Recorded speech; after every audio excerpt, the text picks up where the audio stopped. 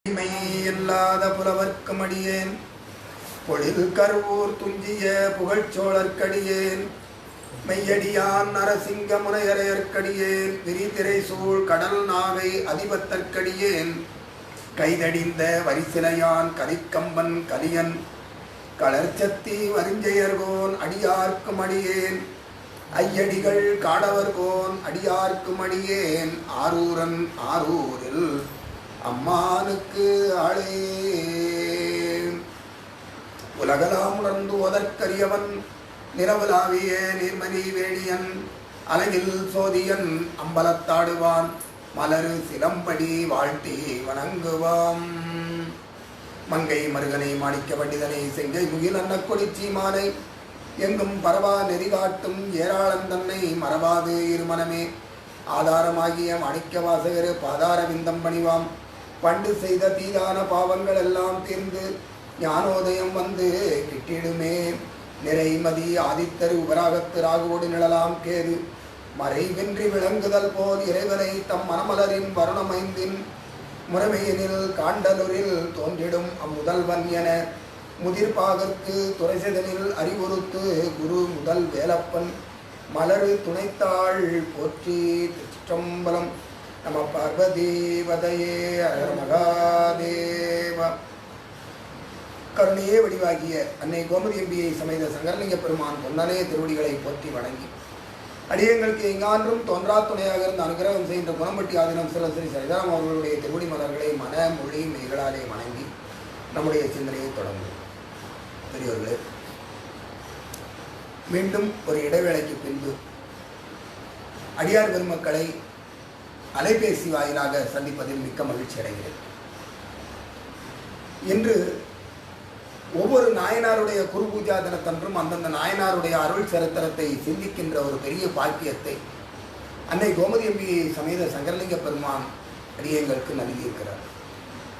அவ்வகையிலே இன்று ஐயடிகள் காடவர் கோன் என்று அடியார் பெருமக்களாலும் உலக மக்களாலும் போற்றப்படுகின்ற நாயனாருடைய ஐயடிகள் காடவர்கோன் நாயனாருடைய குருபூஜா தினம் இன்று சைவ பெருமக்களாலே போற்றி அப்பெருமானுடைய திருவடியை போற்றி வணங்கப்படுகிறது.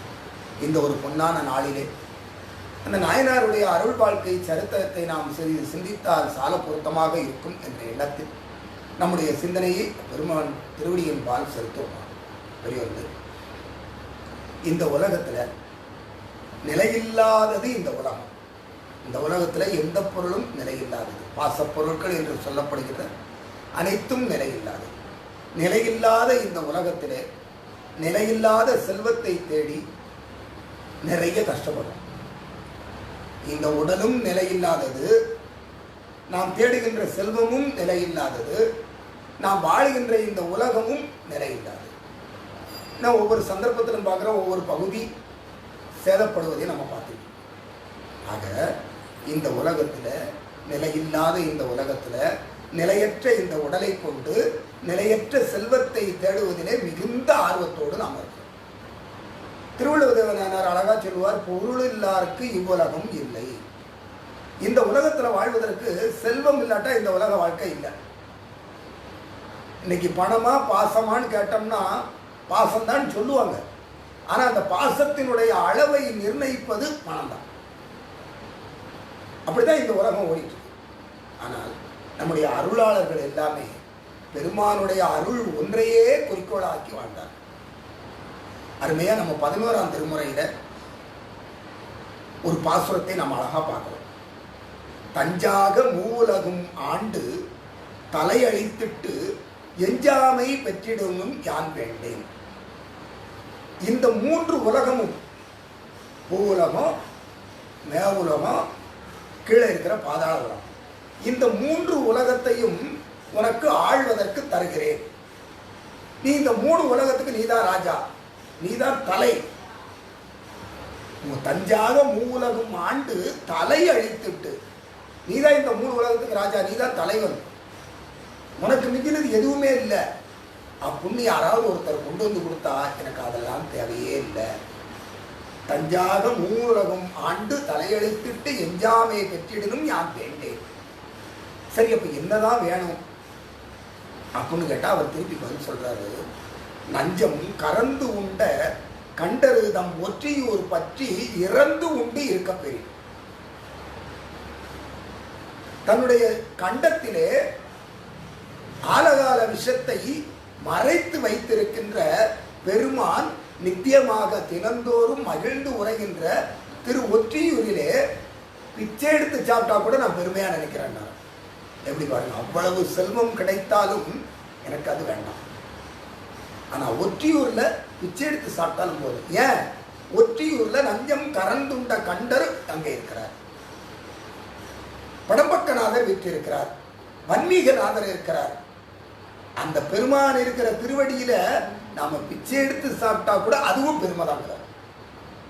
அருளை முதன்மைப்படுத்தி இவ்வுலகத்தை ஆண்டவர்கள் அருளாளர்கள். இதை சொல்றது யாரு? சாதாரணமா யாரோ ஒண்ணும் இல்லாதவங்க எனக்கு அதெல்லாம் தேவையில்லை அப்படின்னு சொன்னா நாம சரி அவன்கிட்ட இல்லை அதனால சொல்லிட்டு போறான், இருந்தா சொல்லுவானா அப்படின்னு நினைப்போம். ஆனா சொல்றது யாரு? ராஜா. ராஜா சொல்ற தன்னுடைய நாட்டை எல்லாம் தன்னுடைய மகனுக்கு கொடுத்து விட்டு வந்து ஒவ்வொரு சேத்திரமாக வந்து பாடுகிறார் ராஜா. ஒரு ராஜா சொல்ற எனக்கு இதெல்லாம் தேவையில்லை. அது மட்டுமா, நல்லா வாலிபமா இருக்கிறோம். இந்த வாலிபத்துல நம்ம எங்கெல்லாம் போக முடியுமோ அங்கெல்லாம் போய்க்கிறோம். இப்போ உள்ள காலத்துக்கு தகுந்த மாதிரி சொல்லணும்னா என்னென்ன சேட்டை பண்ண முடியுமோ அத்தனை சேட்டையும் பண்ணிடுறோம். ஆனா ஒரு குறிப்பிட்ட வயசானதுக்கு அப்புறம் நம்மளால எந்த காரியத்தையும் செய்ய முடியல. உட்கார்ந்துட்டு கூட ஒழுங்காய் கை ஊனாம எந்திக்க முடியல.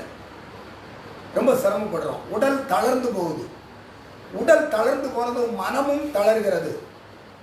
நடக்க முடியல. ஒரு 70-80 வயசு ஆயிடுச்சுன்னா தன்னால நடக்க முடியல. ஒரு படியில ஏறன்னா சுவரை பிடிச்சிக்கிட்டு ஏற வேண்டியிருக்கு. எங்கேயாவது ஒரு சிரமமான இடத்துக்கு போனா பக்கத்துல யாராவது வந்தா அது யாருன்னு கூட பார்க்காம மேல பிடிச்சிக்கிட்டு நடக்கக்கூடிய சூழ்நிலையா இருக்கு. அதுக்கு மேல போச்சுன்னா என்ன பண்றோம்? ஒரு கம்பை ஊனிக்கிட்டு நடக்கிறோம் இல்லையா? முன்னாடிலாம் ஒரு குறிப்பிட்ட வயசுக்கு மேல போச்சுன்னா கம்பை ஊனிட்டு நடப்பாங்க. இப்ப கம்பை ஊனிட்டாலே அதை இன்னும் கௌரவ குறைச்சல் நினைச்சிட்டு போயிட்டு இருக்கோம். அதனால விழுந்தா கூட பரவாயில்ல, ஆனா கம்பை எடுத்துடக்கூடாது அப்படின்னு நம்ம நினைக்கிறோம். அழகா அருணகிரிநாத பெருமான் திருப்புகழிலே அழகா சொல்லுவார், தொந்தி சரிய மயிரே வெளியில நிறை தந்தம் அசைய முதுகைய வளைய. நம்ம உடல் அந்த அளவுக்கு சங்கடப்பட போகுது. தொந்தி அப்படியே வயிறெல்லாம் சரிந்து விழும், நடிப்பெல்லாம் சரியும், தலைமுடி விழுரும். தொந்தி சரிய மயிரே வெளியில நிறை தந்தம் அசைய, பல்லெல்லாம் ஆடி கொஞ்சம் கொஞ்சமா பல்லெல்லாம் விழுந்துடும். குழந்தைக்கு பொக்கவாய் இருக்கிற மாதிரி வயசானதுக்கு அப்புறமும் பொக்கவாய் இருக்கும். என்ன குழந்தை சிரிச்சா ரொம்ப நல்லா இருக்கும், வயசானதுக்கு அப்புறம் சிரிச்சா சகிக்காது. அதான் ஒரு நிறை தந்தம் அசைய முதுகையை வளைய, கூன் விழுந்து முதுகு வளைய, ஒரு கை மேல் தடியை ஊந்திட்டு வரும் பொழுது மற்றவங்கெல்லாம் பார்த்து சிரிப்பாங்களாம். அப்பவே அப்படி இருந்திருக்காங்க பாருங்க. அப்படியிலே நீ விட்டுறாத சுவாமி அப்படின்னு சொல்லி அருணகிரிநாத பெருமான் வேண்டுகிறார். இதான் எல்லாத்துக்கும் நடக்க போகுது. திரு ஞான சம்பந்த பெருமான் திரு ஐயாறுல சொல்றார், புலனைந்தும் பொறிகலங்கி நெறிமயங்கி அறிவு அழிந்துட்டு ஐமேலுந்தி அலமந்த போதாக அஞ்சேல் என்பார். இந்த உடம்பு 5 புலன்களால செயல்படுகிறது. மெய், வாய், கண், செவி, மூக்கு ஆகிய 5 புலன்களால இந்த உடம்பு செயல்படுகிறது. இந்த 5 புலன்களும் கலங்கி தான் போக வேண்டிய பாதையை மறந்து மயங்கி நெறி மயங்கி தன்னுடைய சுய அறிவு வேலை செய்யாமல் அறிவு அழிந்துட்டு ஐமேல் உந்தி சளி அப்படியே வெளியே வருது. இள வயசுலையும் சளி இருக்கும், ஒவ்வொருத்தருக்கும் சளி இருக்கணும். சளி இருந்தா தான் அந்த உடம்புல உள்ள சூட்டை அது நிர்வாகம் செய்யும். அந்த சளி அதிகமாகும் பொழுது எல்லா சட்டையா இருக்கும். ஐமேல் உந்தி அலமந்த போதாக சளி ரொம்ப வருது, ரொம்ப மூச்சு வாங்குது, இருமல் வருது. இப்பெல்லாம் மூச்சு வாங்குது இருமல் வருதுன்னு சொன்னா உடனே ஆஸ்பத்திரியில் அட்மிட் பண்ணிடுவாங்க. இப்போ உள்ள காலம் ஒரு 7-8 மாசமா அப்படிதான் இருக்கு. மறந்து போய் கூட ரோட்ல போய் தும்பிடக்கூடாது. ஏன்னா அப்படி ஒரு சூழ்நிலை. இந்த கொரோனாங்கிற நோய் தாக்கத்தினால நம்ம அவ்வளவு சிரமப்பட்டோம். இந்த சளி அப்படியே வாயில வடியும். ஐமேல் உந்தி அலமந்த போதாக யாரா நம்ம காப்பாற்றுவான்னு நினைக்கிற நேரத்தில் நான் இருக்கேன் பயப்படாதேன்னு சொல்லுவாங்க. இது ஒவ்வொருவருக்கும் நடக்கக்கூடிய விஷயம். அப்போ அவர் யாருக்கு நான் இருக்கிறேன் காப்பாற்றுறேன் அப்படின்னு சொல்லுவார்? ஏற்கனவே அவருடைய திருவடியை யாரெல்லாம் வணங்குகிறார்களோ அவர்களுக்கு அஞ்சேன் என்பார். இங்க இந்த நாயனார் சொல்கிறார், குந்தி நடந்து குனிந்து ஒருகை கோல் ஊன்றி நொந்து இருமி ஏங்கி நுரைத்து ஏறி அந்துந்தி ஐயாறு வாயாறு பாயாம். குந்தி நடந்து, குறுக்கு அப்படியே வளர்ந்து போச்சு, கூன் விழுந்துருச்சு, வளர்ந்து நடந்து போறோம், குனிந்து நிமிர்ந்து போக முடியல, குனிஞ்சு கையில ஒரு கோல் ஊன்றிக்கிட்டு போறோம். சரி, போய்கிட்டு இருக்கிற நேரத்திலேயாவது தெம்பா போக முடியுதா? உடல் நொந்து போய் இருமல் வருகிறது, சளி அதிகமா இருக்கிறதுனால இருமல் வருகிறது. இருமி நொந்து இருமி ஏங்கி, இருமல் வந்ததுக்கு அப்புறம் என்ன ஆகும்? மூச்சுவான், ஏங்கி மூச்சுவோம். ஏங்கி நுரைத்தேறி, அந்த ஏங்கி மூச்சு விட்டதுக்கு அப்புறம் கொஞ்சமா சளி வெளியே வரும் முறையோட, அதை வெளியே துப்பிட்டு போறோம். நுரைத்தேறி வந்து உந்தி அந்த சளி ஐயாறு, ஐனா சளின்னு அர்த்தம், ஐயாறு அந்த சளி ஆறு மாதிரி வெளியே வரும். அது வாயாறு பாயாமும், வாய் வழியாக பாய்வதற்கு முன்பு நெஞ்சமே ஐயாறு வாயால் அலை. திரு ஐயாற்றிலே இருக்கிற பெருமானை உன்னுடைய வாயாலையை கூப்பிட்டு வணங்கு.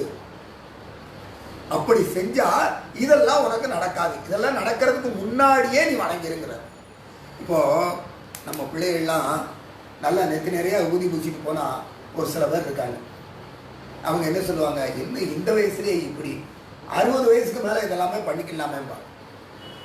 ஆனால் 60 வயசுக்கு மேலே நமக்கு என்னெல்லாம் வரப்போகுது? குந்தி நடக்க போகிறோம், குனிந்து ஒரு கை கோல் ஊன்ற போகிறோம், நொந்து இருமி ஏங்கி ஐயாறு வாயாறு பாரு. ஏன்னா இப்பெல்லாம் முன்னாடி 120 வயசு வரைக்கும் இருந்தாங்க, இப்போ அவ்வளோ வயசு வரைக்கும் இருக்கிறதுக்கு ஆள் இல்லை. 60 வயசுக்கு மேலே போயிட்டாலே அப்போ 60 ஆயிடுச்சா அப்படின்னு ஆச்சரியமா பார்க்குற அளவுக்கு இருக்கு. இப்போ நம்ம 60 வயசுக்கு மேலே நாம் இதெல்லாம் பண்ணிக்கலாம்னா எப்போதான் பண்ணுறது? அதனால தான் நம்முடைய முன்னோர்கள் என்ன சொன்னாங்க, இந்த யாக்கை நிலை இல்லாதது, எந்த நேரத்திலும் இந்த உடலை விட்டு உயிர் பிரியும். அதனால உனக்கு எப்பெல்லாம் வாய்ப்பு கிடைக்குதோ அப்பெல்லாம் பெருமானை வணங்கு. வயசானதுக்கு அப்புறம் தான் பண்ணணும்னு இல்லை. அதனால தான் நம்முடைய முன்னோர்கள்லாம் என்ன வச்சாங்க, வீட்டில் உள்ள குழந்தைகளுக்கு பேர் வைக்கிறதுக்கு சுவாமியினுடைய பேராக வச்சாங்க, பெரியவங்களுடைய பேர் வச்சாங்க, குலதெய்வத்தினுடைய பேர் வச்சாங்க. இப்போ அதெல்லாம் இல்லை. ஒரு குழந்தை பிறந்துன்னா முதல்ல போய் கம்ப்யூட்டரில் இந்த ஆண் குழந்தைக்கு அழகான பெயர்கள் பெட்டிங்கில் போட்டு ஒரு 200 பேர் விட்டுக்கிறான், பெண் குழந்தைக்கு அழகான பெயர்கள் அதில் ஒரு 200 பேர் இருக்குது. எடுத்து 200ல் கம்ப்யூட்டரில் உட்காந்து இவர் 15-20 செலக்ட் பண்ணுறாரு. அதுக்கப்புறம் வீட்டில் அதில் இருந்து செலக்ட் பண்ணி கடைசியில் ஒரு பேரை செலக்ட் பண்ணுறோம். அந்த பேர் எப்படி இருக்குது? புதுமையான பேருங்கிற பேரில் தப்பான அர்த்தத்தில் நம்ம பேர் வைக்கிறோம். அழகாக ஒருத்தர் பேர் வச்சுருக்கிறார், மகிஷான்னு பேர், குழந்தைக்கு புது பேர், கூப்பிட்றதுக்கு ரொம்ப அழகாக இருக்குது, மகிஷான்னு பேர். ஆனால் அதுக்கு உண்மையிலே அர்த்தம் என்ன தெரியுமா? எரும மாடுன்னு பேர். எரும மாடுங்கிற அர்த்தம், அதை நம்ம புதுசாக பேரில் மகிஷான்னு வச்சுக்கிறோம். இன்னும் சில பேர் யாஷியா, பார்க்குறதுக்கு நல்லா தான் இருக்குது, கூப்பிடுறதுக்கு நல்லா தான் இருக்குது. யாஷியானா என்ன அர்த்தம்? வடமொழியில் பிச்சைக்காரின்னு அர்த்தம். இப்படி அர்த்தம் உள்ள பேர்களை நாம் இப்போ புதுசாக நம்ம புதுமையான பேர் அப்படிங்கிறதுல நம்ம வச்சுக்கிறோம். ஆனால் நம்முடைய முன்னோர்கள் என்ன பண்ணாங்க, தெய்வத்தினுடைய பேரை வச்சாங்க. அந்த பேரை சொல்லி கூப்பிடுகிற நேரத்திலாவது அந்த ஒலி, அந்த தெய்வ சம்பந்தப்பட்ட ஒலி நம்முடைய வீட்டில் இருக்கட்டும். சங்கரா, சங்கரன்னு பிள்ளைக்கு பேரை வச்சோன்னா கூப்பிடும்போது சங்கரான்னு கூப்பிடுவோம். 10 தடவைக்கு ஒரு தடவையாவது அந்த சங்கரனுடைய நினைவு வரும்ல நமக்கு. அப்படி பேரெல்லாம் இப்போ நம்ம வைக்கிறது ரொம்ப குறைஞ்சி போச்சு.